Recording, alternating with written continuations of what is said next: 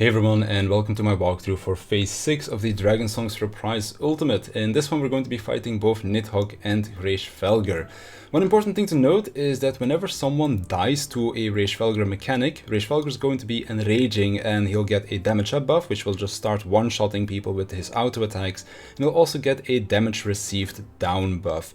Reason why that is important is because there is one final mechanic that he will do, after which he does not attack anymore, but if he kills someone with that attack, then hitting the enrage is going to be very likely. So something to keep in mind: if you end up just randomly dying to auto attacks, it's probably because the boss enraged. When it comes down to Nidhogg, nothing like that, so that is something that you can keep in mind in case something goes wrong.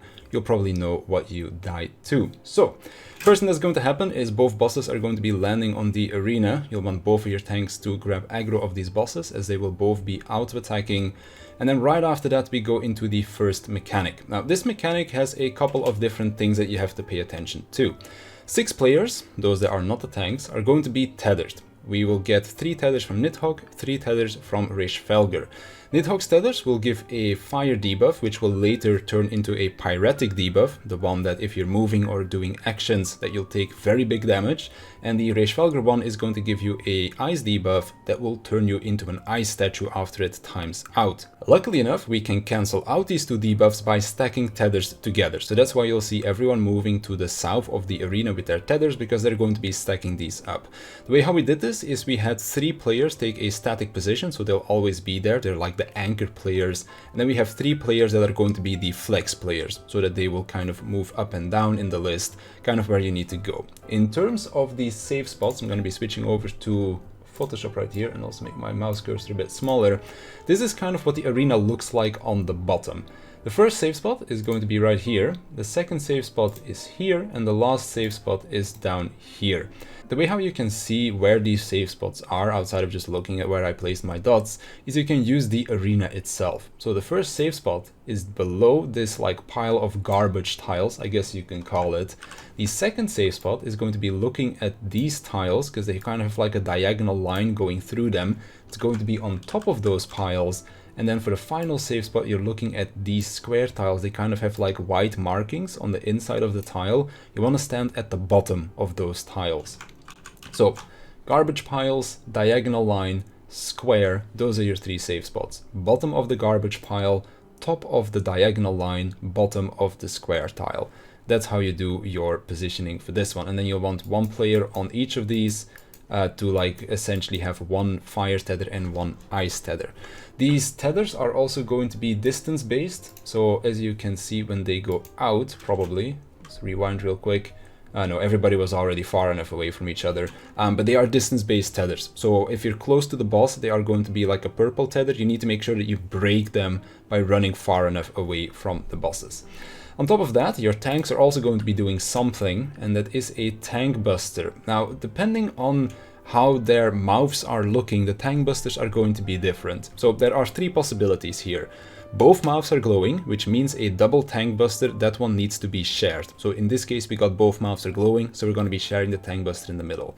If only one mouth is glowing, one boss will only do their tank buster, and it's the one whose mouth is not glowing. I know it's kind of counterintuitive, because if both mouths are glowing you get a double tank buster, but that's kind of how it works. Now, if only one boss has their mouth open, or one boss has their mouth glowing rather, then that one will do a cleave through the arena, and the one that does not have their mouth glowing will do the tank buster. So it's a little bit counterintuitive, but it's just kind of how it is. The way how we position our tether players right here is also taking in consideration that there is a possible cleave going through the middle of the arena. If you end up getting the cleave as a tank, you just go towards like the intercardinal marker over here on the top, and then you're going to be dodging that one just fine, because it's definitely not a white cleave. So you need to make sure that you look at both of the bosses as a tank player. So Nidhogg's mouth is glowing, Hallowed's mouth is glowing, so we are going to be stacking in the middle, and that is going to be ending this mechanic. After this is done, all of your DPS players need to be spread away from each other and also away from your tanks and healers, because one random DPS player is going to be getting a debuff. And you can see it happening on our dancer right here. That little explosion that he got was him receiving the debuff. You don't want multiple people to have this debuff at the same time, because that's just going to be a disaster in the long run. The way how we handle this debuff is when it times out, it needs to be passed on to the next person. The way how we do it is we always stick within the same role and also the tanks. The healers can't get these debuffs because the debuff will give you a healing output down debuff. So that's why you don't want to have it on your healers, or they just can't heal anymore. And there is a lot of healing necessary in this phase, so quite important that they can keep doing their job. So the order in which we pass it then is we just have the first DPS player get it, he then passes it onto a tank, the tank then passes it to the second tank, that second tank passes it to the other DPS in the same role, and that one then passes it to the first person again. So in our case, it goes Dancer, Dark Knight, Warrior, Black Mage, because there's the other one in the same role, and then back to the Dancer. And then if it was on our melees, the melees take the positions of these two DPS players. But we'll talk about the rest of the debuffs later on into the fight as well. So after the debuff has been received, we go and get ready for Akh Afah. This is going to be a shared AoE damage on both of your healers. So we're just going to be taking the same light parties that we've used in phase 2 as well. One goes north, one goes slightly south, stack up for that. But on top of that, you also need to make sure that both bosses have similar HP. If they have more than 3% difference in HP, one of the two groups is going to die. So you need to make sure that they're kind of even going into this mechanic. And there is a second Akh Afah later into the fight as well, so quite important. After this one happens, Nidhogg is going to be flying away, and you can kind of see his wing on the top right here. It's kind of hard to see, but I'll just rewind real quick. As you can see, Nidhogg lands right there. He'll either dive through the front of the arena or the back half of the arena. So there's only two possibilities here. Then Wroth Flames is also going to be making one side of the arena unsafe with his glowing wing. So in this case, the right side is unsafe. So that leaves us with this quadrant here on the top left as our safe spot for this mechanic. On top of all of this, Wroth Flames is also going to be doing two tank busters, and these are baited on either the closest or the furthest players, depending on where his head is. If his head is down, the two closest players get the tank buster. If his head is up, the two furthest players get the tank buster. So in this case, his head is up, we can't even see it on the screen, so the two furthest players are going to be getting the tank buster. The way how this is baited is based on the center of his hitbox. So C in this case is going to be closest to the boss.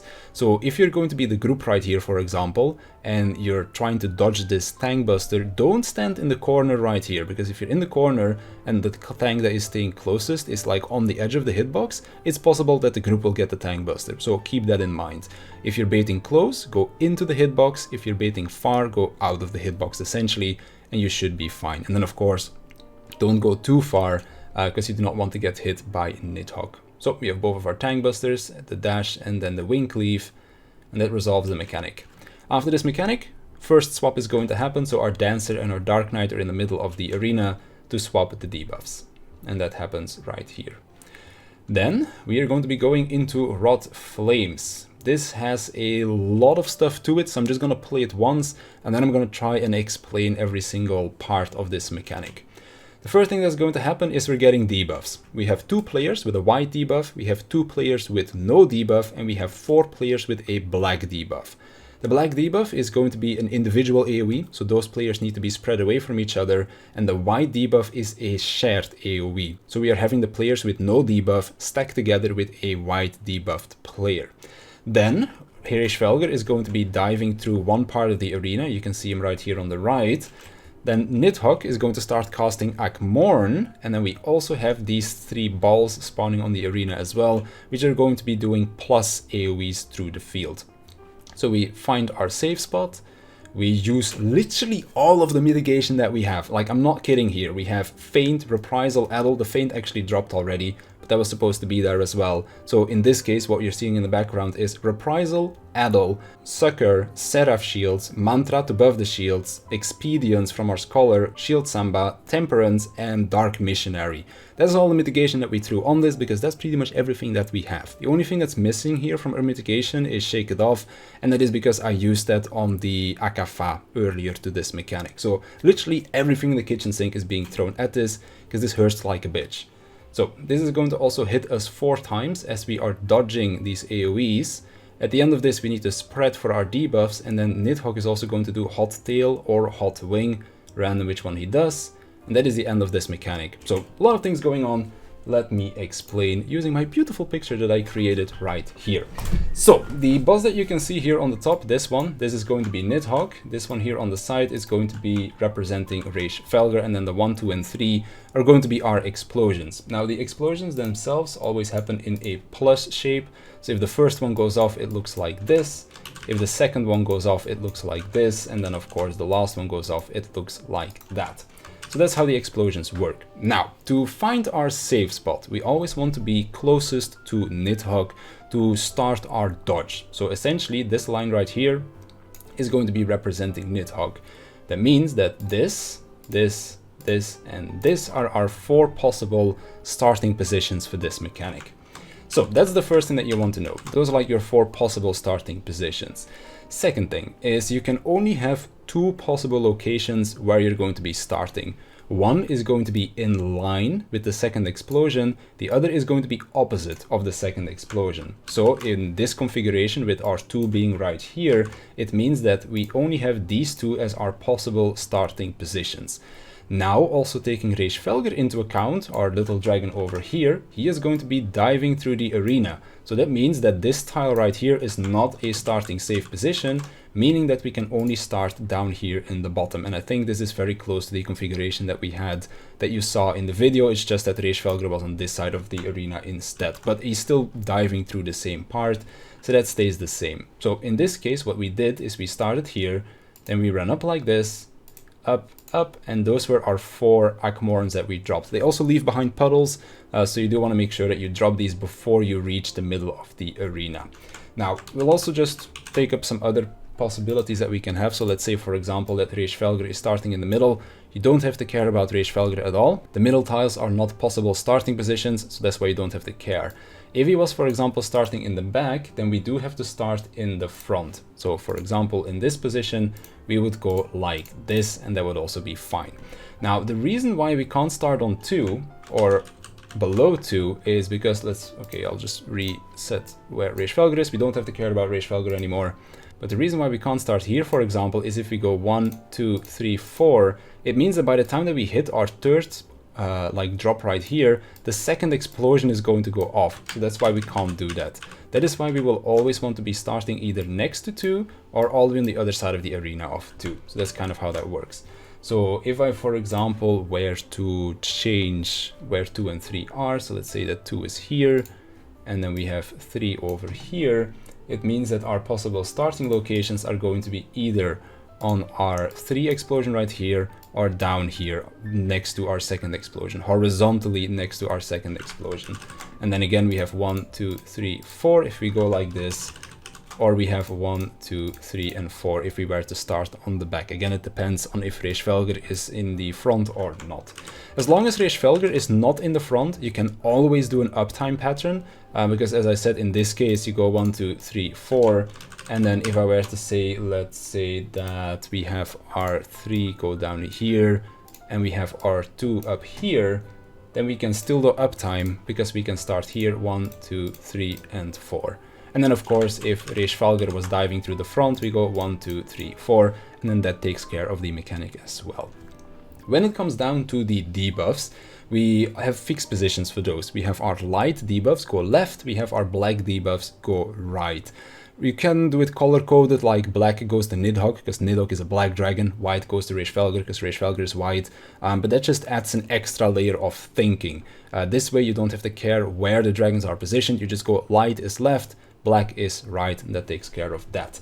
Now, on top of that, you'll also see that I have a marker on my face here, and that is because these debuffs go out incredibly early. So our scholar is going to be marking 2 players, one that has a light debuff and one that has no debuff, and they are going to be stacking together at the edge of the arena. There are a lot of things being communicated here, like for example, once you reach the middle, it is like light left, black right, then you also have hot tail, hot wing. If people then also need to call out stacking close, covering close, stack far, cover far, that's just going to be adding a lot of noise to this phase itself. So that's why we have our markers. The marked players know they have to go to the wall. If they are unmarked and they have either a light debuff or no debuff, they know they need to go closer to the middle of the arena. So that's kind of how we handled all of that. So I'll just take it from the top again. We have Nidhogg starting the cast for Wroth Flames. We look where Rage Felger is, in our case he's in the front. We look for our safe spot, so we have first in the middle, second is in front, meaning that because Rage Felger is in the front, we have to go to the back, so we're moving to the third explosion. If Rage Felger was not in the front, our 2 side would have been safe as well, and then we had the uptime pattern. Our 2 players are getting marked over here by our scholar. Akh starts casting, so everybody use your mitigation. We go to our safe spot. Then we have 1, 2, middle explosion goes out, 3, second explosion goes out, 4, third explosion goes out. We spread left and right for our stacks and spreads. We also look at what Nidhogg is doing. In this case it's Hot Tail, so we keep moving in the direction that we came from to dodge Hot Tail, and then we stack together and spread as well if need be. As you can see, people are spread at the edge of the arena. And then we move to the middle to have our 2 tanks swap. So again, leave the middle clear for the tanks. They have to do their swap right here. And right after this, we have another Akh Afah. So spread into your light party groups again. 4 in front, 4 behind. And then also make sure that both of the bosses have even HP. Because of course, if they are further than 3% away from each other, one of them is going to be killing the rest of the group. Then we have another Hallowed Wing. So in this case, Rage Felger's head is down, meaning that the 2 closest players to Rage Felger are going to get the Tank Buster. We again have a Hallowed Wing, so one side of the arena is not going to be safe. And this is also where Nidhogg is going to stay on the field and do Hot Tail or Hot Wing instead. Just like during Wroth Flames, Hot Tail is going to be outside safe, Hot Wing is going to be inside safe. In this case it's Hot Tail, so we move to the outside. Now if it's Hot Wing, it's actually a very tiny safe spot, but you can actually use the markers on the arena to dodge this one. So because Rage Felger is going to be cutting your tiny safe spot in half by the wing cleave that he's doing, you need to stand on the opposite side of the arena but still close to the middle. So what you can do as the group is you can always use the marker, just stand on this side of the marker, very simple. As the tank that is staying in the middle, you can use this arrow, just stand on the side of the arrow, and then the other tank that is going close or far to Rage Felger can again use the marker that is already positioned. So that's kind of how you can do that. For this one, always have one tank go to the wall, the other tank stand in the middle, the group to the wall as well. And because both bosses are on the field right here, you'll never lose uptime. So because it's close here, I'm going to stay in the middle. My co-tank is going to be running to the wall, and then our group is going to be next to Nidhogg. After this, we have another pass of the debuff, so my Black Mage is here in the middle with me. And then we go into another set of tethers. Now for these tethers, you actually need to keep your debuff. So the way how we did this is as follows. We have our ice tethers go north, we have our fire tethers go south, and then our tanks are in the middle. Now if we get a single tank buster here, our tanks need to go kind of stand on the intercardinal marker. It's a little bit more to the right of the marker, but that's kind of where they are going to be standing. In terms of the positioning for where these tether players need to go, I'll explain it in just a second. So again, if you're a tank, start in the middle, look at both of the bosses. If both of their mouths are glowing, you stay in the middle. If one of their mouths is glowing, you're going to go to your safe spot, which is again slightly to the right of the intercardinal marker next to your boss. So my Dark Knight would go over here to northeast. I would go to southwest, for example. But because it's double tank buster, we stay in the middle. Now, when it comes down to our positioning right here, it's actually really simple. The furthest player is going to stand on the middle of the marker, middle of the intercardinal marker, and then the person that is staying in between of them is going to stand next to this special tile set of the arena. These are the same tiles that we used in the Nidhogg phase, phase 3, to bait our 2 towers, like number 2 towers. Those are the tiles that we used right there. We are using them again to position ourselves. So on the marker, and then on the outside of this special tile set. So the ones on here on the top, standing on the left of the tiles, the people that are on the bottom are standing on the right of those tiles. And that will then resolve these cleaves. After this, both of the bosses are going to be jumping to the north side of the arena, and this is also where your debuffed players need to be really careful, because we have 3 people with an ice debuff, 3 people with a fire debuff. These need to be cleansed by getting hit by the right dragon. Now, because both of your tanks don't have a debuff here, they're going to be taking way more damage than they otherwise would, because there's no debuff to be cleansed, and they're also going to get a new debuff after the dive happens, because again, nothing was cleansed, so they get a new one which will do damage over time to them.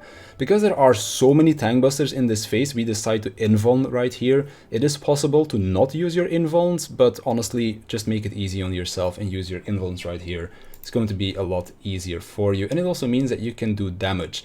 If you are not a tank right here, you do not want to be doing damage because the Pyretic debuff can actually lock in about 2 seconds earlier. It works off the server tick, so if you get an unlucky server tick and you are still moving 2 seconds before the debuff transitions into the Pyretic debuff, you can still die to it. So if you get Pyretic, respect the hell out of this. The players that have ice don't have to care as much because they're just going to be frozen in place. What you have to do here is players with the fire debuff need to stand in front of Wroth Flames because he'll cleanse the fire debuff with an ice attack. Players with the ice debuff need to stand in front of Nidhogg because he's going to do a fire attack, so that cleanses that as well. And then you also need to make sure that both of your tanks are standing in front of the cleaves because they're going to be taking bonus damage as well. So we go left and right, ice on the right, fire on the left in this case, because Wroth Flames is on the left, Nidhogg is on the right, and then they dive through the arena. After this is done, everybody moves to the edge of the arena, because both of the bosses are going to be landing on the arena, and this does damage as well. And if you're standing underneath one of the bosses, I do believe you take bonus damage. So just go to the side. This also makes it easy for your healers to heal you up as well. After touchdown, everybody moves middle except the 2 players with the debuff swap. So over here, our Black Mage is going to be swapping with our Dancer again. We're going from the last player back to the first player, and they're going to be staying behind at A. Everybody else is going to be moving inwards so that we do not get clipped by this debuff swap. Just happened right there. And then all you really need to do is make sure that neither of your tanks die to their debuff because they are taking damage right here. And then you also need to make sure, of course, that you kill both of the bosses before they finish casting their Enrage. After you finish casting their Enrage, there is still a transition to survive through going into phase 7 as well. So I'll quickly talk about that one too before I end the video. So over here, we are technically going back into the Nidhogg or the Nidstinian ice phase, I guess you could say, where you will get a bleed and an AoE as well. For this one, you don't want to use any mitigation, so just use like a sucker, for example. That's all you want to do here. After the first bleed is over, Torden is going to be doing a second bleed. Again, don't use mitigation on this, because you need to save your mitigation. Now, by the time that this final bleed is about done ticking on you, because it does have a damage over time effect of a few seconds, that is when you can start using your mitigation. So at this point, the bleed is dropped, pop all of your mitigation, and then you go into Dragon King Torden for the final fight, or the final phase of this fight. So those are all of the mechanics. Let's then take it one more time from the top with some callouts, and then I will leave you guys right there. So Torden jumps away, everybody orients themselves, and then we go into phase number 6. Both of your tanks start with aggroing both of the bosses. And then we get ready for the first set of tank busters plus tethers. The tether players go south, line up ice and fire together. Tanks look at the mouse and then position yourself accordingly for a double tank buster or a single tank buster. After this, all of your DPS players spread out because one of them is going to get the debuff that needs to be passed around. Debuff goes out. And then we stack in the right groups for Akh Afah. Make sure that the boss's HP is about the same. Can only be a 2% difference, 3%, and someone is gonna die. After this goes out, look at Wroth Flames. Look where Nidhogg is. Tanks are far because the head is up. So group goes close and then also dodge the Nidhogg dash through the arena.